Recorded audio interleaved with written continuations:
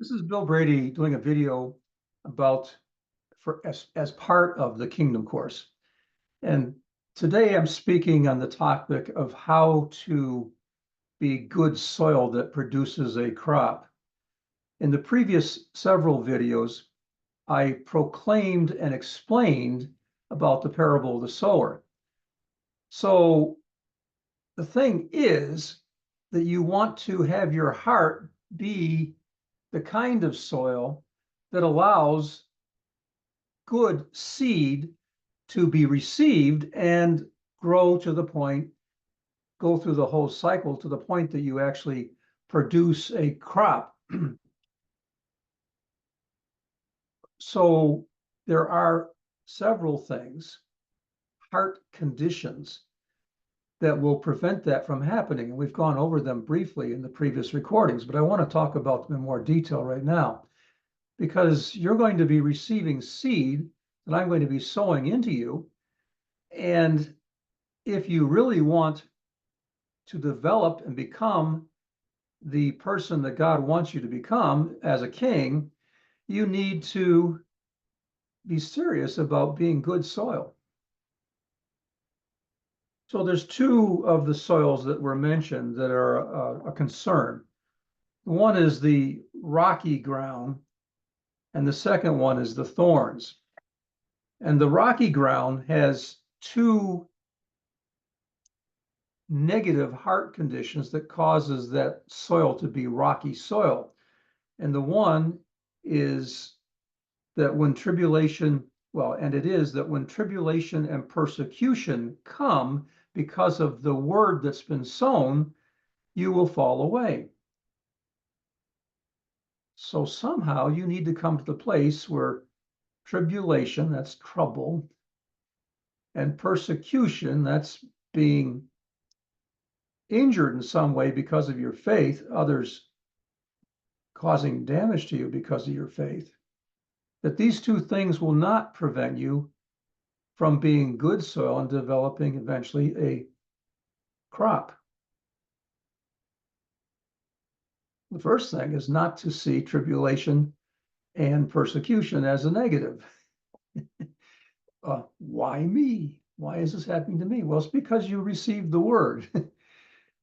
It's part of the package. I mean, God has many positive promises for you, but the fact that tribulation and persecution will come is a negative promise, I suppose, though both of them do develop character. So the first thing is to not see this as a problem or something that is unwelcome. Not that you want it, but you're not surprised by it and you don't let it derail you. And then the other soil is the seed falling among thorns.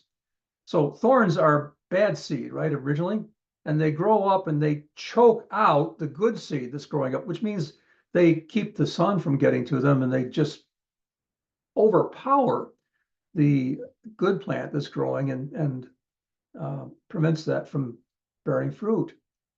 And the attitudes that cause you to allow thorns to grow in your soil are the cares of this world and the deceitfulness of riches, is what Matthew calls it. The cares of this world and the deceitfulness of riches. Well, the cares of the world.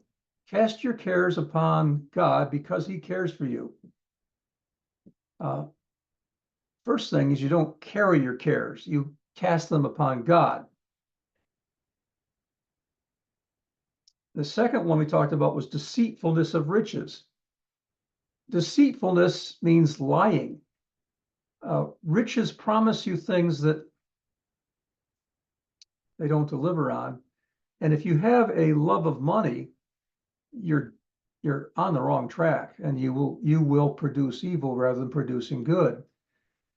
It's just the way it is. Now, there's nothing wrong with being rich when God makes you rich, or having riches because you did the right thing to become rich, and you didn't allow riches to be your goal. I mean, the kingdom has to be your goal.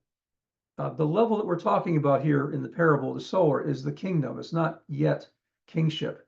So these are just simple things that at the kingdom level, we need to get out of our heart so we can develop at the kingdom level and get further on to the place of being a king. But these things will derail you. They will prevent you from bearing fruit. They will prevent the seed that's sown in you, bringing you to the identity that it's meant to bring you to and to the function in that identity that's meant to bring you to.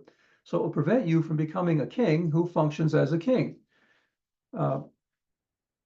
Mark says desires for other things, desires for things other than the things of God, or desires for fleshly things rather than spiritual things.